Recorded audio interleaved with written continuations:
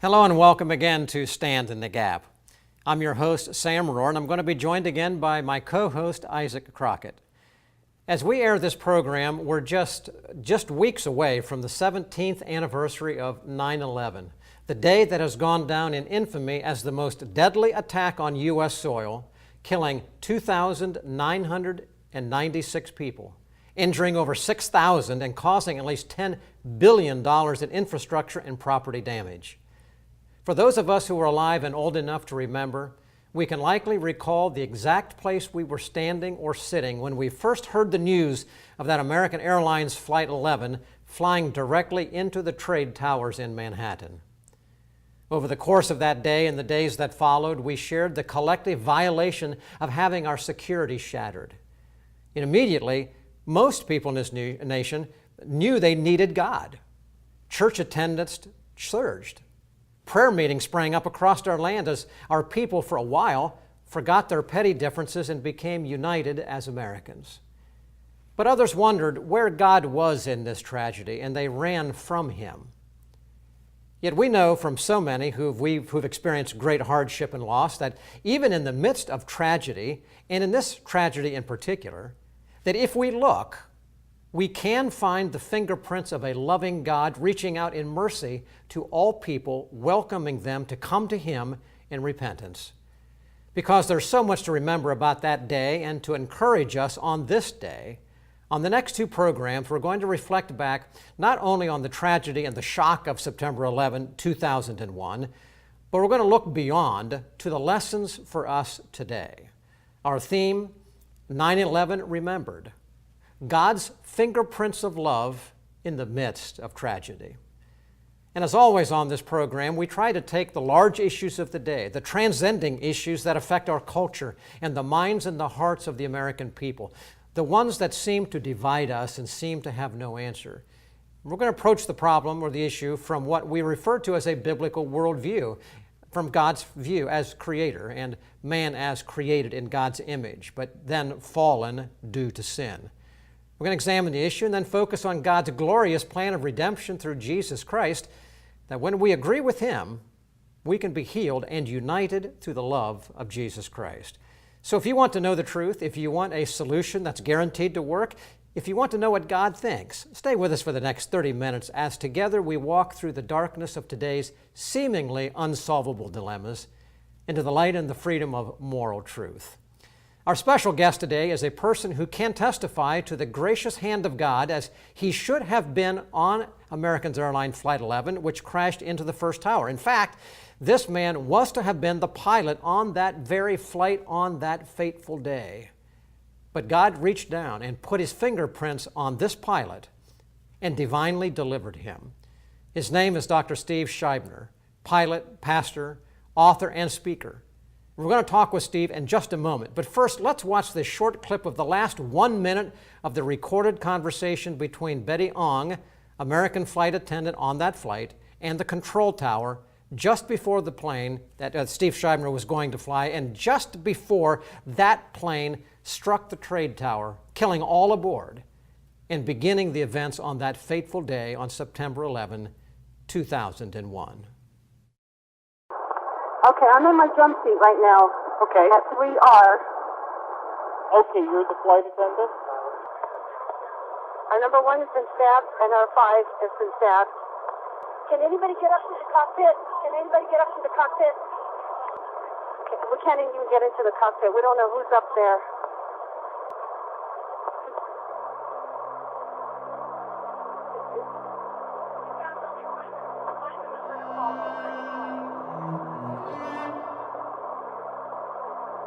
Is anybody still there? Yes, we're still here. Okay. I'm staying on the line as well. Okay. What's going on, honey? Okay, the aircraft is erratic again. It's bobbing very erratically. Betty, talk to me. Betty, are you there? Betty?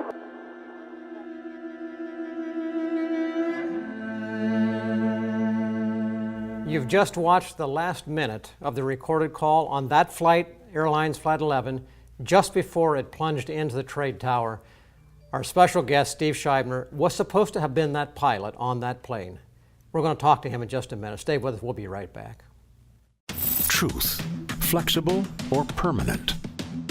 The Bible, ancient history, or powerfully relevant? Culture, a reflection of enlightenment or warning signs? The pastor, commentator, or frontline combatant? Every day, American Pastors Network speaks to these questions where and when they matter. With hundreds of affiliate radio stations nationwide, a website and mobile app screening today's headlines through the twin lenses of the Bible and the Constitution, and a growing network of statewide chapters leading the conversation in cities, small towns, and state capitals. Educating, informing, equipping. This is the American Pastors Network. The time is now to stand in the gap for truth.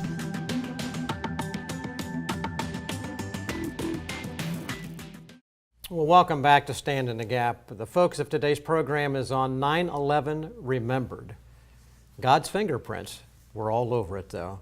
I want to invite in right now our special guest, Steve Scheibner, pilot, author, father, pastor of many things. Steve, welcome to the program, and thank you for being with us today. Hi, Sam. It's good to be with you.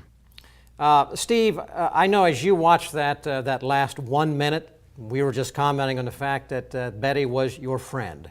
You had a lot of emotions. I know. I don't know how you can watch that. I can't watch it with having a lot of emotion runs through my heart, and you were a vital part of that. Before we get into the emotions of that day, I'd like to just take a couple of minutes and find out a little bit more about Steve, the man. You were and are a pilot. Tell us just a little bit about your pilot experiencing and why it was that you were the one supposed to have been on that flight in the first place.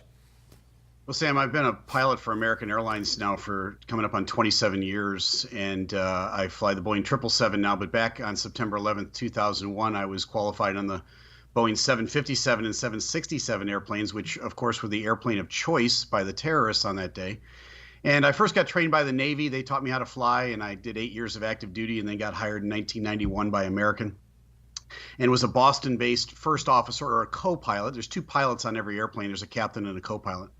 And I was a Boston-based first officer back on September 11th, 2001, while I was coincidentally at the same time a bivocational pastor. So I had started a church up in Topsom, Maine. I was pastoring that church plant up there. The church was only about a year old, and but paying the bills was my American Airlines paycheck. So it was kind of a neat relationship between the two things. But that's essentially the nuts and bolts of how long I've been with American and what I do for them. Well, that brings up a question before I turn over to Isaac, because he has a lot of questions for you about the emotions of that day. But you did mention the other part. You were also a pastor. Now, just out of curiosity, I'm wondering, because sometimes God puts us all in different positions. We wear different hats at certain times. Yeah. But as a pilot, you flew planes where you had people's lives in your hands. But as a pastor, you're actually dealing with sheep in the congregation, and to a large extent, you have their spiritual lives in your hands. Did you find the interaction between being a pilot and a pastor contributory to you as a person, Steve? Yeah, it's an interesting question, Sam. I don't know I've ever really thought about it a whole lot, but there is a lot of parallels. And for instance, I'm in the front of the airplane, and the pilot or the pastor typically will be, you think of him as up front in the church, although most of what I do is not just the upfront stuff in the airplane. It's the studying, the knowing knowing the airplane, going to training, all those behind the scene things that you don't see. Most of the work for a pastor is identical for that. It's like you said, you're the shepherd of the flock. And so you spend a lot of time with the sheep, and in a sense, people really look up to you. It's interesting watching people when they enter the airplane. They will take a little peek up into the cockpit, and I always wonder what they're looking for. And I think if I was a passenger just getting on an airplane, I wasn't a pilot, I'd be looking for somebody maybe a little older, a little more mature, maybe a little gray hair. and so you're looking for maturity and responsibility. And then you kind of relax. And I think the same thing is true of a pastor. You look for maturity, responsibility, and somebody that you can kind of put your spiritual life, not completely into their hands, but you can trust them in their leadership. And the same thing would be true of piloting an airplane. Steve, those are interesting connections between the two. And as we talk about it, you were a pilot and a pastor.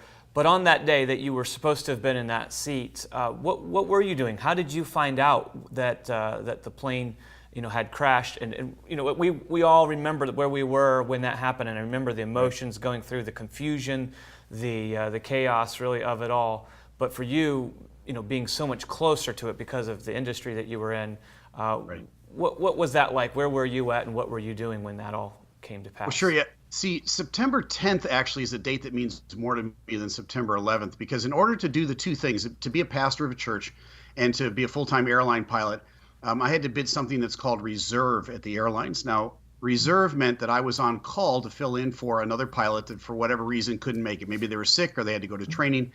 But they always want to make sure there's, you have to have two pilots on the airplane. So there's a cadre of us, about 10% of the pilots that are on call to fill in. So I was on call in order to give me a little more time to be a pastor. When you're on call, you work about half as much, but you still get paid the same. It's a pretty good deal. And so I bid reserve. And on September 11th, I was coming on call. And so on the 10th in the afternoon, I did what I normally do. I went and checked the computer to see if there was any unassigned flying for the next day. In other words, am I going to go to work tomorrow? And sure enough, there was one flight that had not been assigned a co-pilot yet, and that was American Airlines Flight 11 out of Boston to Logan to Los Angeles. And then next thing I do is I look down the list of available pilots, and there was only one guy available to fill in that day, and that was me. So when that's the case, the computer will automatically assign that one pilot's name to the flight, and then you wait for the phone to ring, and somebody, a real person, will call you and verify to make sure that you're going to work tomorrow. And once that phone call gets made, it's a done deal. Nobody can bump you. You can't be, displaced off that flight. On September 10th in the afternoon, I saw my name. I packed my bags to go on the flight. I told my wife I'm going to Los Angeles tomorrow. I even set my alarm clock. And then I waited for the phone to ring. And the phone never rang that night. And it was kind of unusual. But what had happened is I got bumped by another pilot. So I can tell you more about that in a minute, but that's the nuts and bolts of how I originally got assigned that flight. All right, and so you weren't on the flight, but how did you find out about the attack that had happened through the airlines there? Were you at home, or where were you when you saw this kind of unfolding? So once I realized that I wasn't going to get that flight, my name had been scrubbed from it at the last minute. The next morning, I didn't want to say I had the day off, but I didn't get assigned an airline trip. So I was doing some Navy work at the time. I was a Naval Reserve officer, a part-timer, and I put my Navy uniform on and went in, and I was actually meeting with the chaplain on base. And I went over at about 8:30 in the morning to my office, and I was coming out of my office, and all of a sudden there's yelling and screaming down the hallway, and I ran down to the captain's office, the guy I worked for, and sure enough, there on the screen, the first airplane had hit the first building. And of course, as anybody remembers from that day, there was a lot of confusion at first. Was it just a small airplane? Was it a big airplane? So we were all kind of huddled around watching the TV, trying to figure out what was going on when we saw the second airplane hit the second building. And at that moment, you realize that we were under attack as a nation, and the base got locked down. So I was on the Navy base that day, really kind of preparing for any sort of contingencies, war contingencies, honestly, that day. And I didn't get off the base until about 7 o'clock that night. And when I finally got off the base and got home, of course, my phone had been ringing all day. Everybody was worried that I was one of the pilots on that flight. We had a little prayer meeting with the folks from my church at my house. When I say little, there's about 65 people at my home that night. And once the prayer meeting was over, I went over to the computer to check and see if I could find the names of the crew members that had been on those flights. And when I brought the computer screen up in front of me that evening, it looked exactly like it did the day before when my name had been assigned to the flight. But instead of my name being there, my name was scrubbed off the flight, and all it said was sequence failed continuity, which at the airlines means the airplane never made it to its destination. And you talk about an understatement. That's unbelievable. And at that moment, it's when I realized that I should have been on that flight. And my wife came around the corner a minute or two later and said, what are you doing? And I said, remember I told you I was going to LA today? And she said, yeah. And I said, that was the first airplane that got hijacked this morning. And it's still hard after all these years to describe that feeling. It's kind of an empty place. We just held each other for a little while. And it's just hard to describe. So as you were there, here you are, you're the pilot, you're pastor, you're military, and all of these things are coming into effect at the same time as this is what the whole nation is watching. It's a pilot, there's military, they're looking for spiritual help. Could you kind of walk us through maybe some of the feelings that you went through with your family as you started realizing these things? What maybe were the emotions that started to come to you at that point as you started to put the facts together? Well, you go through a whole range of emotions. You're sad because you know that somebody is having a horrible day, and their life has been transformed forever. Your fellow pilots and flight attendants and their families, and then sometimes you're a little angry. And the overwhelming sensation on September 11th and for the days afterwards was helplessness. I think all of us stood there and stared at that screen that day, helpless to do anything about it. And that's a terrible feeling, because I wanted to go back on active duty. I was so upset, but I realized that I couldn't leave my church. The best thing I had to do was, calm my church and let them know everything was going to be okay, that I wasn't the guy on the flight. And then I wanted to get back to work as fast as I could. So there's a whole range of emotions, but I would say helplessness was probably at the center of it, along with just a sad feeling, and then that's, like Sam had mentioned earlier, that feeling of unity, like people wanted to get together and turning to God, which didn't last very long, but it did last for a little while. So, maybe you could talk to us as we finish out this segment a little bit about that, maybe some of the sense you had as a pilot, as a pastor, even as a military, in the Navy at the time. Was there a sense of guilt almost that came over you as that was your seat, even as a pastor, feeling like, was there anything more I could have done? And then, like you said, even considering going into active duty again, I think a lot of us would wonder, how did you feel? Was there a sense, that survivor's guilt, I guess they call it? Yeah, it's interesting. The clip that you just showed with Betty talking to the folks on the airplane was just a 1-minute clip out of a longer documentary called In My Seat. It's available on YouTube, which tells more of my story. But the filmmaker, when we filmed that, asked me the question, did you feel guilty? And yeah, you do have a twinge of guilt with something like that. But I think guilt is most often associated with some form of manipulation. I think if I had manipulated the circumstances not to get on that flight, if I had called in sick and I wasn't, or I somehow gotten out of the flight, I think the guilt would have been overwhelming. But it was a situation, the circumstance was outside of my control. In that case, I think guilt is misplaced. But you do have that sense of, would it have been different if I had been there? And I think the answer to that is obvious. It wouldn't have been any different if I had been there. But you kind of hope, and you relive it over and over again. Every time I watch the film, I relive that day over and over again. And I think, it might have been a different day, but at the end of the day, the helplessness and the twinge of guilt, yeah, they still remain.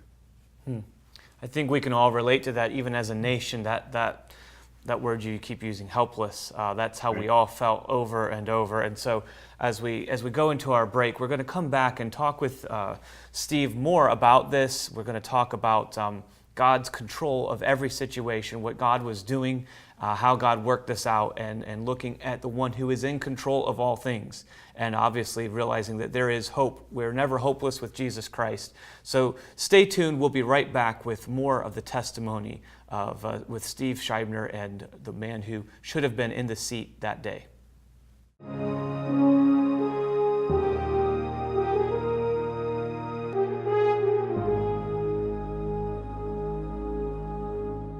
Welcome back to Stand in the Gap, and I want to continue our conversation right now with Steve Scheibner. Steve, Isaac just went through and just talked with you about the emotions of that day.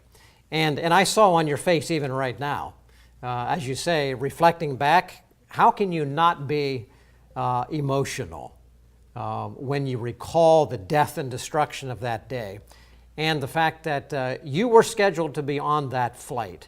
I want to talk with you now just about another aspect of this, because as a pastor, you stood before your people and you talk to them about the sovereignty of God. I know you preach to them about those kinds of things, how God is in control. When we're sick, God is in control. When there's tragedy, God is in control. In the midst of our prosperity, God is in control. You had to have dealt with that same thought. And I want to know, just explain that a little bit, how you as an instructor, a pastor, speaking to others about the sovereignty of God, dealt with that aspect when it came front and center, and it really came to your mind that you were the guy that should have been on that plane. And without getting into how, because we'll share that, we don't have enough time, we'll do that in the next part 2 of this program. But the realization was God did move you out of that seat, and He moved a friend of yours into that very seat, and he lost his life. How do you take and put that together in a practical sense? Because I know everybody watching the program right now probably has an example or two similar to this, and they've often wondered the same thing. How did you deal with that? Well, why does God take one and leave another? I mean, how in the world do you fathom that? My brain and your brain, none of our brains are big enough to take all of that in. All I know is this: I was the one that was left behind. And there's an obligation that comes with that. In God's providence, He saw fit to leave me behind. And it's not because I was a better person than the guy who bumped me, or I was going to do more for the kingdom of God. Someday I'll find out. I'll ask God that question. Maybe He'll tell me. But right now, all I know for sure is that I was the one left behind. And there's an obligation that comes with that. You can't just go back to, a normal life, if you will, right? Once God gives you your God story, whatever it is, He creates a platform for you. It's not okay to just kind of go back and say, all right, God, well, I'm just not going to tell anybody my God story. He gives us a God story on purpose, and that purpose is to tell it. And so my God story is on a national platform, and everybody that's old enough, remembers where they were on September 11th. It's a pretty dramatic story. But all of us that know the Lord as our personal Savior have some sort of God story to tell. And it might not be as dramatic as mine, but it's no less important for you to tell it, because there's somebody out there that needs to hear your story. You're a cancer survivor. You're an accident survivor. You've lived through a loss of family members. There's all sorts of things that happen in life that are hard that we live through that give us a platform to be able to share and have empathy with other people and for other people. And so I think that's just a hugely important aspect of all of this. But one of the words that came up in the last segment was helpless, right? And, okay, well, then are we just helpless to not do anything, for God? And I think that helplessness is important, because in our weakness, God demonstrates His strength. So the other question I get asked quite often is, why do you think God allowed September 11th to happen? And again, there's another one where I don't have a definitive answer on that. But I do know that all of us felt weak that day. We felt humbled. We felt helpless that day. And in that weakness and in that humility, what's a natural thing for us to do, or a supernatural thing it's for us to turn to God. And that's what we did. And for me, it became a passion. And so on September 11th, 2001, if you'd asked me, what was I passionate about? I would tell you I was passionate about my family. I've been married to my wife for 34 years now, and we have 8 children. And, with 8 children, you have to be passionate about your family. But now fast forward 17 years, I'd tell you I'm passionate about the American family. And the reason being the American family is in distress. So as I've been searching over the years for a reason that God left me behind, what was the platform specifically He wanted me to fulfill, it would be to reach the American families for the cause of Christ. So my wife and I, Megan and I, have started a ministry called characterhealth.com, and we travel around the nation doing parenting and marriage conferences and seminars and all that. And Steve, I'm going to have to interrupt you because we're at the end of our program. But ladies and gentlemen, we're going to come back in part 2 of this program and continue with Steve Scheibner. We're going to learn how it was that he actually got off of that flight. And we're going to learn the message that he is actually proclaiming to people across the country. I hope you heard what he said. He felt helpless, yes, but he turned to God. He saw God's power in difficult circumstances, and he used the word duty, obligation, responsibility. When we know the realness and the closeness of God, it should motivate us beyond measure to communicate the truth and the relationship that we have with Jesus Christ. Be that salt and the light. If you're watching right now and you don't know Jesus Christ as your personal Savior, may this be a reminder to come to know Jesus Christ, who is peace and completion.